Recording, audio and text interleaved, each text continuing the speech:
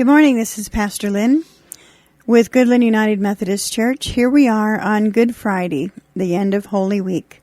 We invite you to participate in our evening service, a tenebrae service of extinguishing candles, where we retell the story of the crucifixion. This meeting will be in the sanctuary at 7 o'clock tonight. As we continue to hear what the words are from Mary Magdalene, we find ourselves at the empty tomb. My friends, has that happened to you? You don't have to see Jesus face to face as I did, or reach out and touch him to know that he is alive. Don't you recall what he said to Thomas just a week later? Blessed are those who have not seen and yet have believed. You see, believing is more than seeing. That's what the Lord's Apostle Paul says too. Faith comes by hearing the message, and the message is heard through the word of Christ. That's why I am so glad to see so many of you here today, so that you can listen to the message again. And I do urge you to be sure to hear it again and again. You need that word of the living Lord if you hope to have a living faith in him. You need the instruction which is offered through the message that is proclaimed in your church. You need that strength which God gives to you here if you want to wipe away your tears and become a bold believer. And I do pray that is what you want, to be bold believers. But don't think that being a bold believer will mean that from then on everything will come easy for you.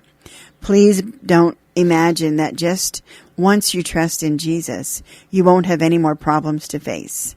No, Jesus never promised that. Not to you nor me. That morning when I saw him and he called my name, I was so thrilled to see him there and realize that he was alive. I wanted to hold on to him. But you heard what he told me. He was going to ascend to his Father, and that meant we would not be able to see him face to face or reach out and touch him as we had in the past. What it did mean, however, that he would be there at the right hand of God, always making intercession for us.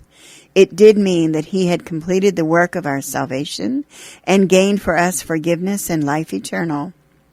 It did mean that when we faced difficult days or things did not seem to go right, when we had trouble from the world or our own sinful weakness, he would continue to speak up for us. Yes, it means we can be sure that God is our Father, a Father who forgives us and loves us and has a place waiting for us when our days on earth come to an end. Do you truly believe that? I pray that you do. You surely can believe it because it is the truth. Still, I know that it is hard for you to believe it, much as you want to. It was hard for the disciples to believe what I told them and what the other women said later that day. But that didn't stop me from sharing with them the good news that Christ is alive. Their lack of faith did not prevent me from coming and becoming what Jesus had made it possible for me to be. No longer a weeping woman, but a bold believer. Isn't that what Jesus, the living Lord, wants you to do too? Yes, even now. He who died and rose again to save you, you who called yourself a Christian, he says to you now, go and share the good news. Go and by your lives, display a faith